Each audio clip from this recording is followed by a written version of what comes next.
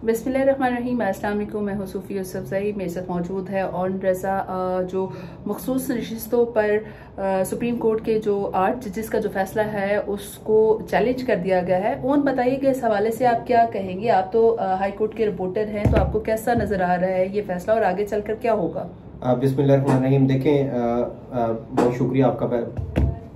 ये जो मखसूस नशिस्तों का केस है, ये अगर इलेक्शन को हम देखें, 8 फरवरी के बाद इलेक्शन हुआ, जो पीटीआई से 13 जनवरी के एक फैसले में उनसे इंतखाबी निशान छीना गया और इलेक्शन कमीशन ने उनको जो है वो आज़ाद कैंडिडेट के तौर पर जो है वो डिक्लेयर किया। तो उसके बाद जो है फिर मसला आया जब वो जो MNAs थे वो उनको इलेक्ट हुए या सिलेक्ट हुए, जो भी है। अच्छा, वो बात की उसके बारे में बात करेंगे। तो जब नून लीग ने भी सीटें जो है वो ली और पीपल्स पार्टी ने भी ली, फिर उस बेस पे जो तनासुब था रिजर्व सीट का जो उनकी बनती थी, उस हवाले से जो दिया गई जो सीट थी, अब जो पीटीआई एक जो ये अब यहाँ पे तजाद पाया जाता है फैसले का, वो जब अभी जून जुलाई में एक रिजर्व सीट पे फैसला आया सुप्रीम कोर्ट का, तो सुप्रीम कोर्ट ने ये अपनी वजाहत में और फैसले में कहा कि जब 13 जनवरी को काजी फैसल साहब की सरबराही में पीटीआई से बला छीना गया था, उस वक्त सिर्फ उनसे इंतखाबी निशान छीना गया था, पार्टी को खत्म नहीं किया गया था। तो अब मामला क्या है कि पीटीआई पार्लियामेंट में बतौर जमात मौजूद है। अब जो रिजर्व सीटें पीटीआई की बनती थी वो इलेक्शन कमीशन ने दूसरी पार्टियों को बांट दी।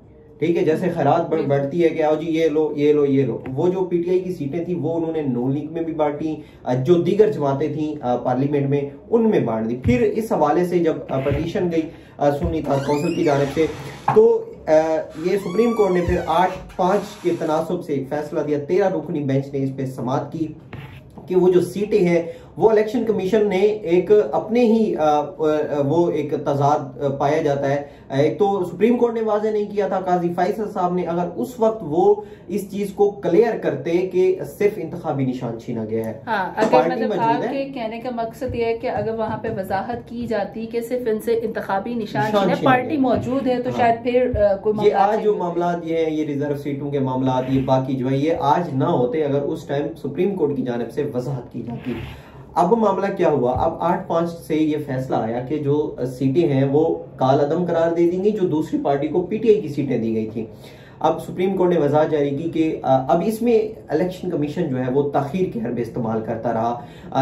अब 3 से 4 दफा ये सुप्रीम कोर्ट वजाहत जारी कर चुकी है, आर्डर दे चुकी है कि भाई जो पीटीआई की सीटें बनती हैं उनको दो, लेकिन अभी तक नहीं दी। और अभी जो आपने देखा होगा कि इजलास के दौरान एक वजाहत आई थी सुप्रीम कोर्ट की, जस्टिस मंसूर अली शाह ने एक फैसला लिखा था और वजाहत जारी की थी कि इलेक्शन कमीशन कोई ताखीरी हरबे इस्तेमाल ना करे और वो पीटीआई को उसकी सीटें जो रिजर्व सीटें वो दे।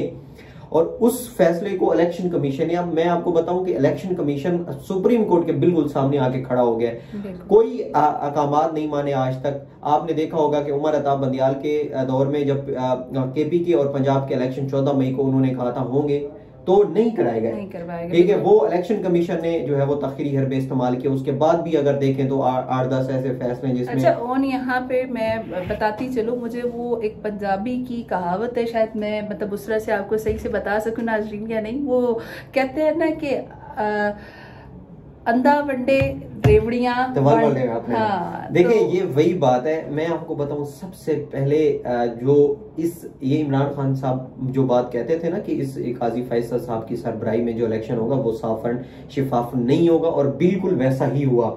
आप देखें ना, पहले 8 फरवरी का इलेक्शन किस तरह, अब मैं यहाँ पे इलेक्शन सेल में था जब हमने रिजल्ट बनाए, 1 घंटे बाद कुछ और रिजल्ट होता था, दूसरे घंटे में ऐसा रिजल्ट होता था कि हम खुद शॉक हो जाते थे। मतलब ऐसी भोंडी हरकतें की गई, वो सारा हमारे सामने है। और उसके बाद फिर जो सुप्रीम कोर्ट के फैसले हैं रिजर्व सीट के हवाले से, अभी तक भी इलेक्शन कमीशन नतीजतन ये है कि बिल्कुल इस बात पे आमादा नहीं है कि वो पीटीआई को जो उसकी रिजर्व सीट है, जो खवातीन की है या दूसरे नॉन मुस्लिम की है, वो देने को बिल्कुल भी आमादा नहीं है। और हर वो सुप्रीम कोर्ट के फैसले को सुप्रीम कोर्ट में ही चैलेंज कर रहा है। और उस सुप्रीम कोर्ट का चीफ जस्टिस अभी उल्लू बन के, मैं तो उल्लू ही समझता हूँ कि उल्लू बन के वो इस चीज को नजरअंदाज करे। अभी अगर वो अभी मैं आपको बताऊं कि वो अभी जो इस पे रुकनी बेंच बनाएगा, वो ऐसे उसमें जज रखेगा जो उसके हम ख्याली होंगे और वो इसको उड़ा देंगे। चाहिए। तो मतलब आप कह रहे हैं कि इन फ्यूचर इसका आपको कोई हल तो नजर नहीं, मैं पीटीआई के हक में ये सीटें जाते हुए बिल्कुल नजर नहीं आ रही, बिल्कुल भी दूर दूर तक दिखाई नहीं दे रहा। जी बिल्कुल, आपने देखा ये हमारे जो काफ़ी सीनियर हमारे कोलीग हैं उनका तज्जिया आपने सुना और काफ़ी अच्छा तज्जिया इन्होंने दिया है। इंशाल्लाह फिर आपकी खिदमत में हाजिर होंगे, तब तक अल्लाह हाफिज़।